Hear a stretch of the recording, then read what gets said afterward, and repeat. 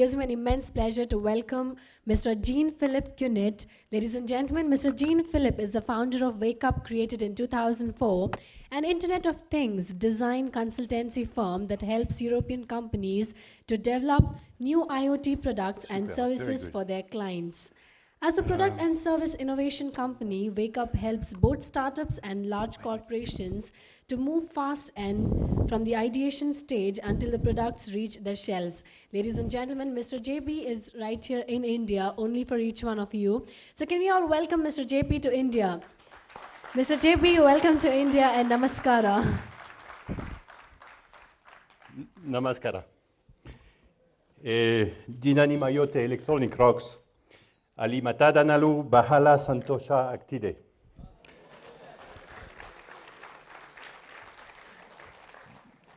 But I'll keep doing that. I know you have 22 languages in India, so maybe I'll just do it in English, if you don't mind.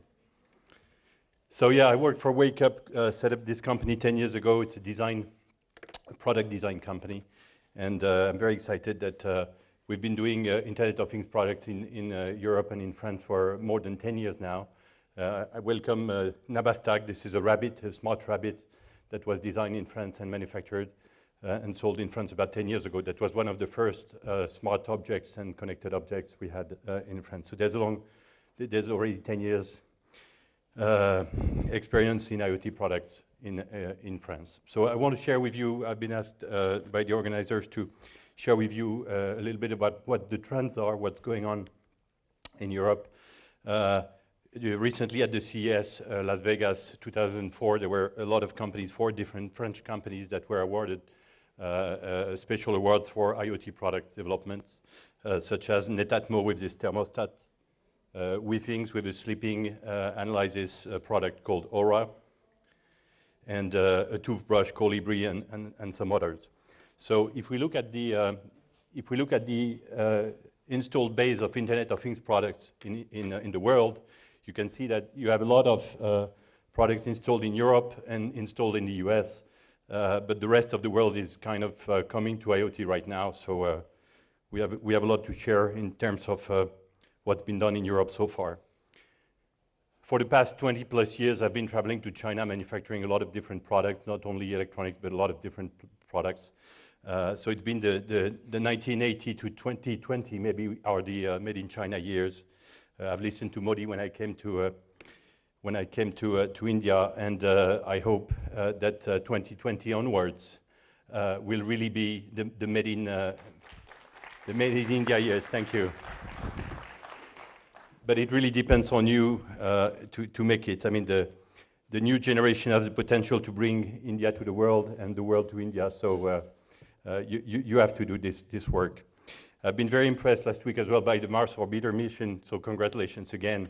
This is the first country to send a probe to Mars, so it's absolutely amazing.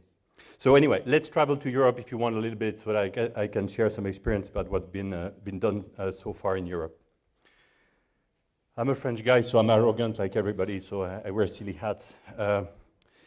So in Europe, we're a bit like India. You know, we're 27 different countries that form the group. So in India, you have 22 different languages. So it might be a little bit comparable to Europe in that sense of so many differences. So I run this company. It's been set up 10 years ago. We do Internet of Things product developments.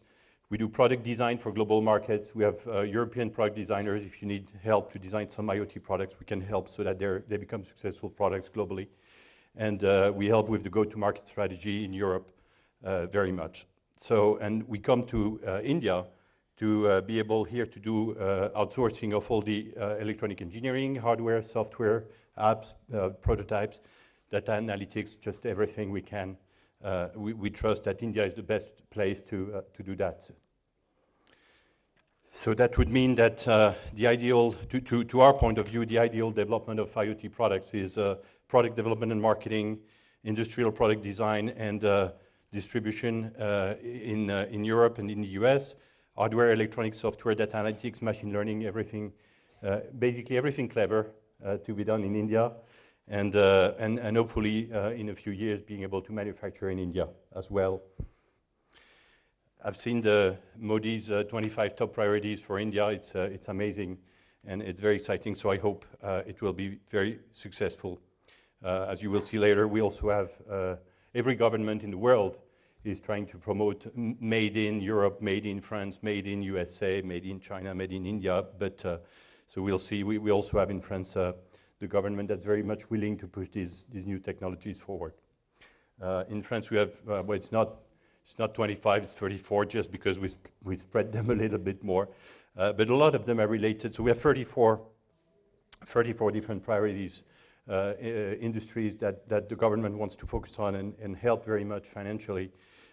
This includes nano electronics, the Internet of Things, robotics, cybersecurity, smart textile, battery autonomy and power, self-driving vehicles, embedded systems, smart hospitals, smart health, healthy eating, smart objects and nutrition, big data, cloud computing, and so much more. So we're all looking in the very same direction. So I want to go back in time now a little bit. We'll travel to the year 1844, if you don't mind, and start with the invention of the telephone. So Graham Bell and others have successfully made this thing, which can be considered as a connected object, if you wish. And then in 1980, we had modern plastic phones. And in 1980 as well, we in France invented a first connected object, which is called the Minitel. It's a box that connects to a network, and we're able to access a lot of information. That was way before the internet was there. And all the French people were using that to look for addresses and so on. That was the first browser machine, a smart machine connected to the internet. And because we managed to figure out that it's possible to connect a Minitel to something else than a phone to a network, then we said if we can connect this box, then we can connect a rabbit as well. So the idea of making a smart rabbit 10 years ago in France was just to be able to understand that we can just connect anything. And that is what's happening now. 10 years later is we're starting to talk, very good presentations this morning, talking about connecting just everything, going from the Internet of Things to the Internet of everything. And we talked about machine to machine, machine to man, machine to everything. I will talk as well later about machine to animals, animals to animals. The Internet of Species is also one thing going on very much that we talk around the world. So this rabbit, if you go to YouTube, I will save you the video, but if you go to YouTube and search for Nabaztag English, you will find a very good demonstration of this rabbit, which basically helps me, if I want to send a voice message to someone, I just press on the rabbit and it will send a message to another rabbit that my friend owns. If I receive emails or messages, then the ears of the rabbit will move. When it's time to go to work or when I have something on my agenda, it will inform me. If I take my umbrella and put it towards the rabbit will tell me the weather. These are things that we're doing now. And it's all in this rabbit 10 years ago. So I've been to India. I'm staying in India for 5 weeks. I'm really honored to stay in India for 5 weeks. And I've therefore been to the Dasara ceremony in Mysore. A wonderful trip seeing the elephants. I saw the elephants. I didn't see any drone flying over the elephants to film the elephants. That would have been awesome to do that. And I've been in France. We also have elephants, but we don't have so many beautiful real ones. But this is a robotic elephant, which is many meters high. I mean, you actually can see on the picture that you have some people standing on top of the elephant right there. So, and it's really moving. So we're also doing some kind of well, this is low-tech robotics. Okay, it's not very high-tech robotics. But anyway, I just wanted to share this nice picture with you.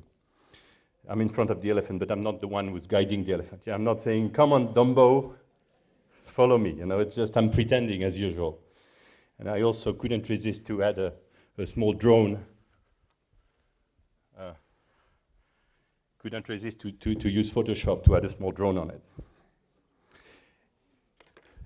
Talking about the Internet of Species, a lot of biologists around the world are very much working on how animals communicate together.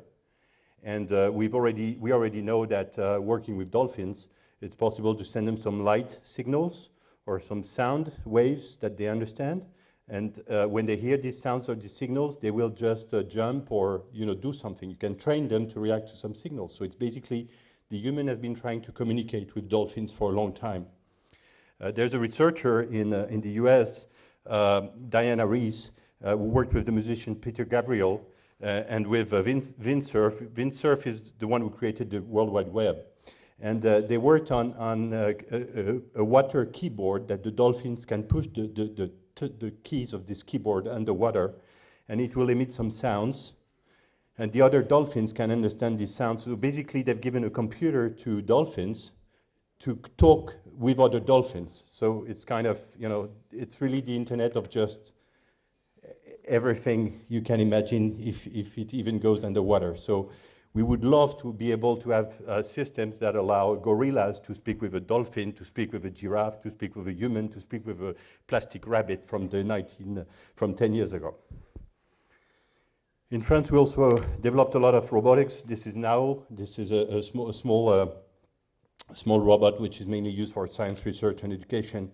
But the goal is really very much to help elderly people as well to stay at home longer. So research in robotics is going on. Drones as well. We have a French company called Parrot, which is a leader in drones developments. And we have Citizen Science. It's a smart textile company. Basically what they did, we talked about nanotechnology sensors, MEMS and so on. And basically here, it's a company that embeds, India has been manufacturing textile for years. This shirt is the colors of the French flag, but I proudly bought it in India. In the textile yarn, it's possible now to include sensors so that it will monitor my health, any biometric information I want to get from me. It's still a wearable because it's a shirt, but it's an invisible wearable because I have to wear a shirt anyway. I think I have to wear a shirt anyway. We also have this company, Carmat, which is building an electronic artificial art. It's the first artificial art in the world, which helped this man, Mr. Dani, to live 77 days more. His art was done, so he put new heart inside, and he really lived 77 days more with this. So we do quite a lot of technology. I'm not here to brag about the French tech. I'm just willing to share some insight and information very much. India is also very famous for YouGuide innovation, for very low cost innovation. So I couldn't resist showing you this invention, this technology, this electronic technology that's been put in place and patented worldwide by a friend of mine, Etienne Mineur from Éditions Volumique. Etienne figured out that when you have a touch screen and you touch the screen with your finger and the screen reacts. But if we take a small plastic toy, plastic car, whatever, and a playing card, paper playing card, and you put it on the tablet or the screen of your mobile phone, it just doesn't react at all. The finger works, the plastic, the objects, it doesn't work. So we thought, hey, it would be nice if we were able to put a small car on a tablet and play with the car, and the app would recognize the car and drive along the road. That would be fun if we could do that, or if we could put an object on a tablet and it would recognize the object and give you contextual information about this object. So he figured out that it's electronic, but it's actually extremely simple. The fact is that when we touch the finger with the screens, electricity from your body goes through your fingers, and the electricity goes into the touch screen, and the screen recognizes the electricity flow. And basically what it did, if you are able to put 3 different dots of metallic ink on the bottom of a playing card, for example, it will recognize a unique position between these 3 points. And then it will know this is the card of Superman. And if you put another one, it's Batman. So basically you can have Batman fighting Superman, or some more interesting and more useful applications of this technology. But the important thing is that this patent is really much an extremely low-cost solution. I would say there's no electronics. There's only just a little piece of metallic ink, which costs just one rupee or something. So there's a lot of these of these companies in France. So now the idea here is to share very much how do we make smart objects? How can you make smart objects, IoT products that are useful to be a global product, global successful selling product? It's very simple to connect Bluetooth with whatever, with your smartphone and do a fancy prototype. But how do you sell a product globally? What are the expectations? We've seen that the main markets really much for buying expensive IoT products is Europe and US. So how do you make products for these markets? How do you make smart objects for these products? First of all, we all want these products to be very smart. So as we say, data is the new oil. All these products produce data.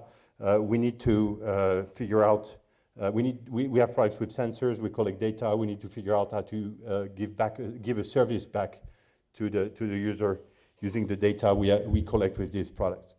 So there's a lot of technologies. I mean, there was a great presentation this morning by Nihal from IoT Bangalore Meetup group, and talking about the fact that we all have to work together, not just each one side.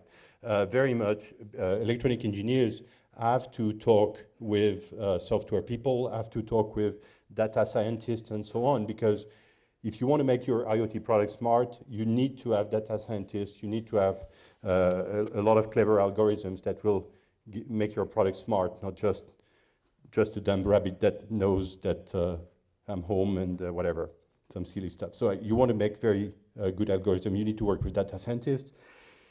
You need to work with computer vision experts that will be able to analyze what's going on.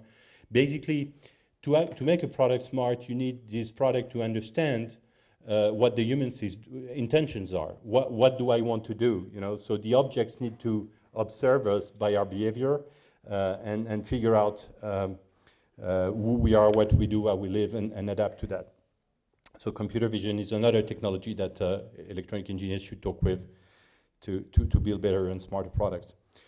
Pattern recognition, you can understand exactly what's going on with the product. So if I and also quickly, you might have heard about the progress of Andrew New that used to work for Google that now works for IBM, and that was part of the progress made on the neural networks, to make electronic products more smart. So there's a phenomenal accelerating pace of change. And if you look at the next few years, the computing power in the future in 2015 is supposed to surpass the brain power of a mouse. So a mouse might not be extremely clever, but a computer will be more clever than a mouse. 2023, very soon, the computing power should surpass the brain power of one human. And 2045, it should surpass the brain power equivalent to that of all humans on Earth combined. So basically, you must be prepared that IoT products will become smarter than you are and will become smarter than we all are. So be prepared for that. So future objects will be more clever than humans. So we need to prepare for that. But basically, these technologies, sorry, there's a typo here. These technologies are complex. It's hard to make it easy for the users. Humans, will only use IoT products if the products are very simple to use. A few years ago, when Steve Jobs announced the iPod, he made this keynote in San Francisco at Moscone Center, and he basically announced that he was going to launch 3 different products, a new iPod, a new phone, and a new internet communicating device. And look at this presentation again on YouTube. It's great because actually what he made, he was the first one to actually make a Swiss knife, to make everything into one product. Because we don't want to have a product for an iPod, for music, a product to call, a product to communicate. We all want simplicity. So simplicity, to make it easy to use, it's actually very hard to build, but that's what we need to do. Users don't want to buy 200 different products that they will each pay a few $100s, that will one check if somebody goes through the door, if my bath or my shower or my cooking gas is still on when I go out. You don't want to buy one to brush my teeth. You don't want that. You want simple products that can do a lot of things very simply without the user to having to configure anything. Back in 2007, Nokia, that was the Nokia phone range. I've put here together all the phones that Nokia was doing in 2007, and on the right side, that's the Apple phone range. There's a company in, I have this in my pocket here, there's a company in France called Sensor, with a wonderful guy called Raphaël Adjian, who invented a product. He called it the Mother. He said, it's not a rabbit, it will be better than your mother. It will actually, it's a box connected to the Wi-Fi, a little bit like this rabbit, and it comes with sensors like this. So these sensors are actually, you call them cookies, and basically I put it in my pocket, I walk, and it will tell me how many walks, how many steps I've done throughout the day. Wow, great. But if I go to sleep and I put it under my pillow, it will tell me how well I sleep. But if I take it, I put it on my toothbrush, I can do a toothbrush competition to brush my teeth very well, compete with my younger son. So there's a lot of things, you know. If I put it on my grandmother's, she always forgets to take her medicine, by the way. But if I put it on the pill box, it will actually know if she took the pill box or not and if she took the medicine on time. And you know what? This is only one product, one cookie that you stick on whatever you like. If she takes the pill box and she moves it like this, the cookie will know she's tricking it. She didn't take the pill. But if she takes the pill box, she opens it, she takes the medicine, she puts it back, she closes the box, she puts it back, the cookie will know she took the medicine. Or maybe my grandmother is smarter than the cookie and she tricked it anyway. But the idea is that it's only one product that makes all of this possible. So basically it's checking with accelerator and so on. It's checking the vibrations of everything. If I put it on a bottle of water, it will analyze the movements I'm doing with my bottle of water and figure out if I drink enough water throughout the day. My father, Gérard, is 88 years old. And when you're over 75, the body forgets to hydrate. You don't feel you need to drink. So if I put this on the bottle of my dad, who's living in the south of France, I will know exactly when he drinks, if he uses one given bottle or two given bottles to drink water. So this is great. Just very quickly, we worked on this kind of situation about hydration, drinking problems of elderly people. One of the points we had was, how do we alert, how do we notify someone who's 88 that he didn't drink? You have a smartphone. You're young people. You're all used to a ringing tone means there's an incoming phone call. That's a notification for a phone call. A vibration means you might have a text message. A blinking of the screen might mean something else. So we are all used to notifications, and with Google Glass and all these new IoT devices, we will have overload of notifications, but we're used to it. But how do you do with 88 years old? People who never have a smartphone, who don't have a smartphone. And we figured out in this case that to inform them, on the first place, to inform the man himself that he's not drinking enough, we would actually record a voice message that his son would record, and his usual very old plastic phone from the 1980s would ring, and the message would say, "Hello, Dad. This is Jean-Philippe, this is JP, your son. As you know, this is a recorded message. And by the way, you didn't drink enough water. You really should drink more. I love you, Dad. Goodbye." So that's notifications for the 80s and over. That's also something interesting to know. So basically this cookie, I put it on my keys. I always know when my daughter is going back home and when she's going to school. I put it on my door so it protects me from intruders. I put it next to my body so I will know the temperature. There's also a temperature sensor in this. I want to feel better. I know how many steps I will be walking today. I put it under my bed, and I have the sleeping pattern I have. And also, because I want to be clever, when I put it on my door, I don't want, a lot of IoT products in the past 5 years have been very much what we call parrots. You have sensors. They sense something and they inform you. Oh, 8:24, your door is open. Oh, 8:26, your door is closed. Oh, 9:10, your door is open. I have 4 kids, so they open the door a lot when they go to school. You don't want that. You don't want all these notifications. They are useless. You know what's going on in your family. But what you want is you want no notification from the door, no notification. Except this one. 3:22 in the morning, your door is open. You know? So this is unusual. This notification alone has a lot of value because it might be somebody robbing your house.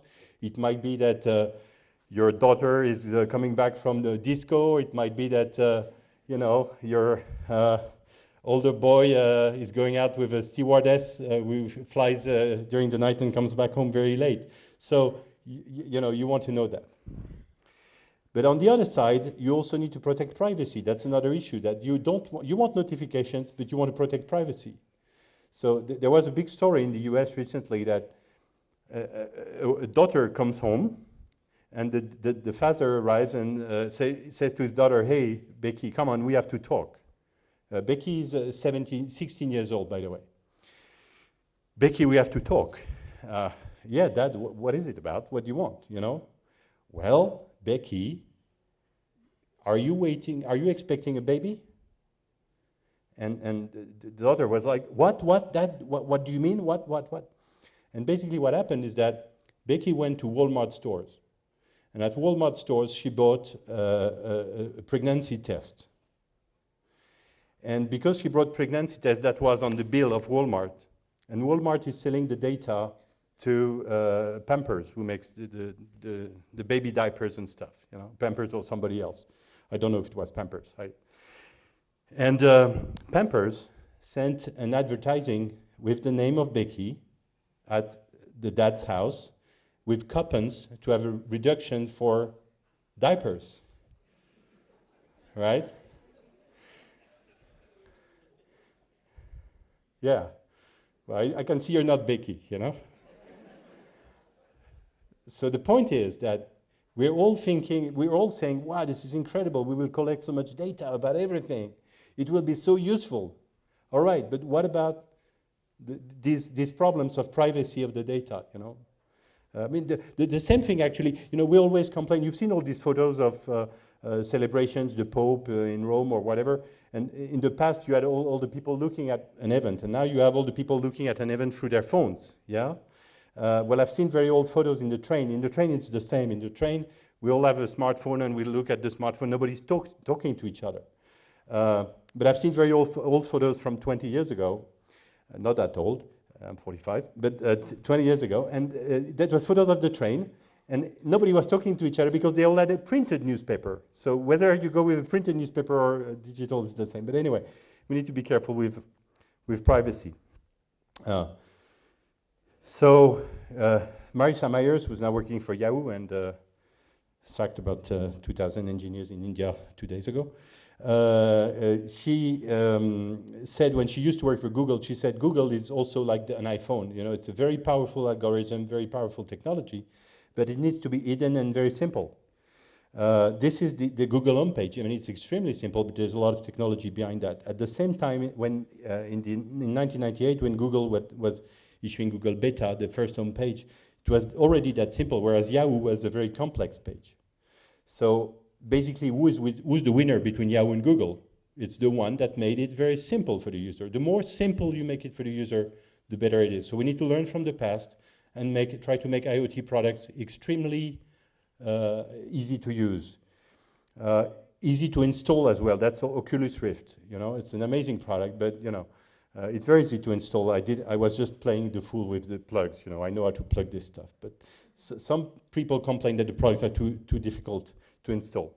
IoT products must be easy to wear. We only have 2 wrists, and the companies are proposing hundreds of different devices. Yeah, so we only have 2 wrists. Okay, if somebody has more, let me know. But otherwise, we have a problem. So how do you do? I gave up on the watch. I don't have a watch. So maybe I will have a Motorola 360 watch, and maybe I don't want to have another watch. So how do you do that? That's an issue. A French company found a solution to that, so we'll talk to it in a minute. Notifications, we talked about the notifications for 88 years old people. When you do IoT products, you need notifications. We all have too many notifications. And this is yesterday, October 9. I slept very well, thank you. This is my sleeping cycles, and that was analyzed with my cookie. But it gives me a graph. And actually, that's the same point. Do you understand this graph? Who doesn't understand it? Who understands this graph? This is a sleeping cycle graph. Yeah, just am I in a deep sleep or am I almost awake? Okay, so right. But you know, already in this room, not all the hands went up. So what about people who we're not geeks, we're not people, very well-educated people like you are. We don't all understand graphs.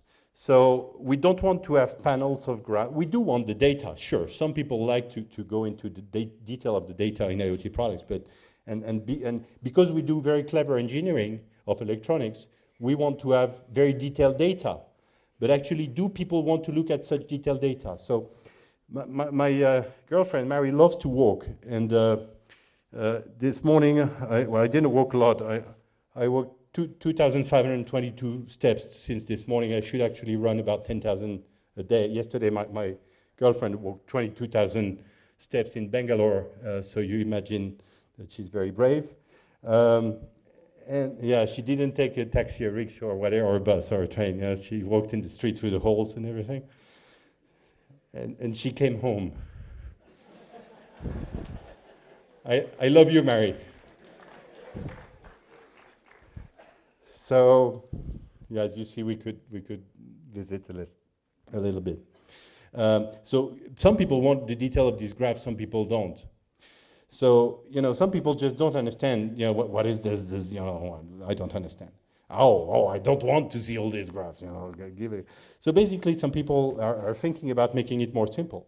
Basically, what we want, if we have a sport application and activity tracker, we want to have a coach. We want to have somebody who will tell us, hey, this is good or this is bad. You're working enough, you're not walking enough, or you're lazy, or you're whatever. But also, we don't want a graph. We want advice. We want human interaction. Also, some people like me, I'm not making a lot of sport. I'm too fat. If you want me to move, you really need to be telling me, come on, go, JP, you need to be like this. Whereas some other people, you say, you should go walking. So we all want a different kind of coach as well. But the graph is always the same. So some people thought about just, having notifications that would say, hey, congratulations, Jean-Philippe, because I asked to have a nice coach. Okay, I like that. I don't want a graph, I want a nice coach. Your recent efforts to go running regularly helped you stay in shape and lose weight. This week you ran a total of 46 kilometers in 3 hours, 57 minutes, and you lost 1.1 kilo. So we want advice, and if we click, and each word is carefully selected based on the data. You have a lot of vocabulary to say, you are doing great, you're doing good, you're doing bad, you're doing quite well, you're doing better than last week. You have a lot of words. So instead of using figures, we thought, hey, we could use words. But if you click on the links, you can have the graph. You can go to the graph. But first, you get it very simple. Be proud of yourself. Do you want me to send you the stats and graphs? The New York Marathon is in 6 days only. You should win the marathon. You could win the marathon if you keep such training. Should you register for the marathon? Oh, on winter, cold muscles makes your muscles more fragile. I've got great tips for your warm-up. Do you want to see my tips videos? And all that is based on the data you're doing. If you don't walk, it will talk to you differently, advise you differently. You're in Bangalore, you're doing great in Cubbon Park. Do you want my suggestions of other parks? The Woodrose Fitness Club in Bangalore has reopened. You will be nearby for an appointment. I've seen in your schedule that you'll be nearby tomorrow. Should you book there? Next week will be very, very rainy due to the monsoon. The roads will be flooded. Would you like to restart indoor tennis? So basically, you want your IoT products to be clever. You don't want them to be clever like this, that you sit on a bench, you didn't ask anything, and the bench says, you're 23% too fat, go walking now, Tanya. And by the way, ask your doctor to check your cholesterol, and the dustbin, because you've just thrown your cookie papers and your McDonald's paper into the dustbin. The dustbin analyzed the food you've just eaten and says, hey, and stop eating junk food. So you don't want the objects to be that clever. But the big problem is that, 50% of the people who actually pay for IoT products will lose interest in the first 6 months of usage. So 50%, they pay a lot of money for an IoT product, they forget it. So we looked at the reasons why. So because when you build IoT products, you need to know why. So Endeavor Research in the US did a study on more than 6,000 people and noticed that they lose that. And the reason is that the IoT products are supposed to help you and advise and coach you, but they coach you based on the data they collect. But in the first months, there's not enough data to be able to give you good advice. So you feel like you're making an effort to give your data to the machine, but the machine can't give you very good advice in the beginning. That's one of the reasons. Other reasons are that the 6,000 people answered was, product is too easy to break. It's not waterproof. You know, I went to the toilet, it fell in the water. Oh, I'm tired of recharging batteries. You know, if I have to recharge the battery every day, that's a big problem. If I have to recharge through induction, which is coming more and more now, then induction is not very eco-friendly. You know, you lose more than 50% of the power out. So yeah, battery is a problem. Users are tired to recharge the batteries. It's lost. I lost my product because it's too small. You know, my cookies, my stuff. I won't lose my rabbit forever. I will stay with you. But you can lose small sensors, and it's not easy to track them, to know where they are. So I want to be able to lose my IoT product and be able to track where it is. Of course, you have all the guys who buy the device but say, I can't connect this thing, I'm not a tech guy. Many other people think the design is an issue. You know, it works very well. I'm very proud of I'm very happy with the data, but it's so ugly that I will give up. That's in the wearables, you know, when you wear something in your bracelet, it needs to look like something, you know. If it looks like a very techy watch, like the Jawbone Up, for example, you know, it looks like jewelry. But jewelry is based on fashion. You know, you will be happy to show your friends that you have this fashionable item at your wrist. But after 6 months, you want to show you have changed the fashion. You've changed something. You know, you don't want to always be able to have the same shape here. That's why Motorola or others are doing phones where you can change the colors every day or whatever. But you know, there's a problem that basically you would like to have the data. Users say basically they would like to have the data. But the product should be invisible and the service should be visible. Basically, they don't want an object, they want a service. So how to make it invisible? It also must be safe. We talked about security a little bit this morning. There's been a lot of experiments of penetration testing by hackers who managed to hack cars and stop the brakes of the cars, which can cause accidents. There was an accident of pacemaker. We talked this morning about Dick Cheney, ex-vice president in the US, who stopped the Wi-Fi connection of his pacemaker, because you can commit crime to that. So security, you know, data privacy, security are other issues which are, and also where do I put it? You know, if once I have wearables all over my body, where do I put them? So basically, the design, the IoT product design is not attractive, too easy to lose, too easy to break, too easy to fall in the water. Too difficult to connect, the battery life is too short, hard to wear, where should I put it? I will lose it eventually. And the perceived value in the first few weeks, little perceived value. So basically, we made this picture for you that basically, the man shouldn't be invisible, actually. It should be the IoT product, which is invisible. To be accepted, IoT products must be invisible for the users. And this is what Steve Jobs imagined, and this is an Apple patent that was filed in February 2014. Which is just basically an earphone, you know, to hear your music or your stuff. But basically it has an additional sensor in it that will track your biometric data. So you don't have to wear any additional device except something you already wear, which is this headset.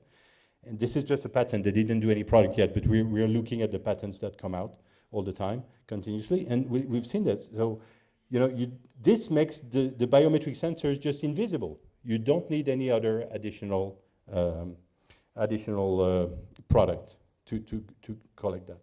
So yeah, we only have two hands, and that's because we only have two hands, and we want to be fashionable, and we don't want to show too much tech products, and we want, you know, this is a very old-looking watch. This is a very classic watch that just came out 1 month ago. I've had the prototype in my hand. It's very light. It's amazing. And basically, it's a watch, right? So I don't look like a geek having something. But the thing is, it's connected to my smartphone. It's only electronics inside. It's not a natural, traditional watch movement inside. And you see this dial here, which goes from 0 to 100. And basically, you will select on your app, on your smartphone, you will select what you want to track. Like you want to track how many, your goal in terms of walking steps per day. You want to do 10,000 steps today, which is what doctors recommend. So you set your goal per day to be 10,000 steps. And this will track the biometrics of your step, of your sleep, of a lot of things as well, many, many things. But you will attach this dial from 0 to 100 to one goal. So if right now I have made, so far I have made 2,528 steps since this morning, so it should be on about 25, you know. It basically tells me where I am in the goal that I'm setting up for myself. So I will know throughout the day where I stand. And it's actually hidden in a normal looking watch. So I have, I can't keep this watch, it's very traditional. Basically it makes the IoT and the electronics invisible into this product. So objects are present, beautiful, but discrete. Objects must be there, must be near you, must sense the information, but they must not interrupt you all the time. Objects must animate only when it's useful for you, and objects must notify you clearly when it's necessary. Hey, your door is open, it's 3 o'clock in the morning. But otherwise, they need to stand still. We've had the age of manufacturing in the 1960s, we've had the age of distribution, the age of information with internet, and now we have the age of the customer. We need to help the customer and be useful to the customer, otherwise he will not follow us through IoT. The objects must understand what the human wants and react in context. If I'm going to the Bangalore train station and I'm arriving at the train station and one of my friends, Anil, from Marco Polo Ventures, or Mary from Eolan is by chance is just going to arrive near the same place because she has a meeting nearby. I want to be notified because we could meet and have a Indian tea together. But the point is, I don't want to be notified when I arrive at the station, because the moment I arrive at the station, I need to go on the train. So it doesn't have much value to inform me that I have lost the opportunity to meet Mary or Anil. You know, and because I'm in a rush, I need to take my train. But the notification has a lot of value if the notification arrives 30 minutes before. To say, you are going to the train station, we know from your agenda, we know from your GPS. And Anil is going there as well. You will be there about the same time. You have enough time to decide if you want to contact Anil to arrange a drink or not. So basically, context of notifications is very important. You need to figure out, you don't want to notify people based on nothing else but the context. They might be in a rush. If you're in a rush, if you're running, you don't want to be informed of some things. So IoT must not be funware. Quick hint about crowdfunding. A lot of people are doing crowdfunding campaigns for IoT products, and they are very successful over. They get a lot of money and they think it will go on after crowdfunding. Usually we get 20 times less sales after crowdfunding than during crowdfunding, so be careful for that when you do your maths. Interesting trend, Bharti in India is a partner with AXA. AXA is an insurance company based in France. AXA just sponsored this IoT tracker, and it's financing part of the tracker to some of their insurance customers. Basically, an insurance company is saying, if you buy an health activity tracker, it means you will take care of your health, and therefore we will lower the cost you pay for your insurance. So that's an interesting business model. Where to manufacture these products? In the past years and still now, everything is very much made in China. Everybody wants things to be made in India in the future. I've looked at the figures of USB flash drives used in India. There's still a lot that's of the USB flash drives. You have factories for USB flash drives in India, but you still buy a lot from China. So this needs to move on.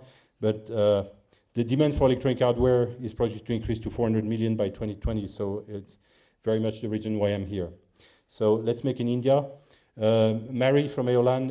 Eolan is a French company. They have a factory, very well-equipped factory in Bangalore for many years with 450 employees.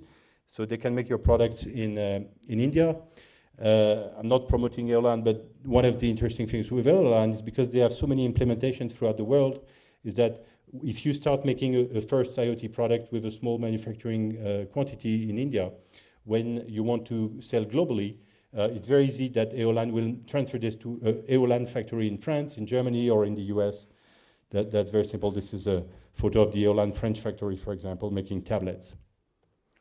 Every country wants to make local, so this is a cover of Time magazine. They want to use robots to make things in the US as well. So that's. Are there any I'm finished in 5 minutes. Are there any electronic students here? Of course, I'm sure there's a lot of students here. Yeah. Hello. You are the future. So a few words of advice. Try all kinds of sensors, buy them. I know they're expensive because of taxes in India, but buy them, trade them, exchange them, experiment, put your hands on. Make, test, fail, build things, even if they don't work, just try. Don't watch others, participate, go to hackathon, meet Nahil, meet IoT Bangalore, meet Kavita, meet all of these great meetups, Innovation 101, participate. Don't work alone. Software, manufacturing, marketing, distribution, IoT, UX, UI, apps, big data, you need to talk with all these different disciplines. Learn about the cultural differences. If you happen to work with companies like mine, we like to have deadlines. We give you deadlines to do things, and if you're late, you need to say you're late. You will have reactions if you work with American companies or European companies. If you announce that you're late for outsourcing of some electronic work, the reaction about late announcement of problems for US and European clients because of cultural differences basically would be that you would do your best, of course, to deliver products on time, but if it's not possible, you should really inform clearly about the delays. Tell the reasons are not the main point. Nobody cares why you're late. The result is the priority in the US and European culture, and keeping trust with you that you will always tell the truth if you're late. Keeping the trust is more important than keeping your client calm. You want your client to go mad and be crazy because you're late, but you want to tell him the truth because you want to keep his trust. So this is a very good advice, I think. If you can travel to China, it's very good. They are in advance in terms. They have many years' experience in manufacturing. So visit factories, electronic shows there. These are my details. If you're an IoT product company looking for help to design or export products, you can Skype me anytime on wakeup.india. Your project manager or for IoT product or IoT hardware engineering company, which is what we're looking for here in India, we can talk. And you're a maker, you can follow us on Wake Up India. Thank you very much.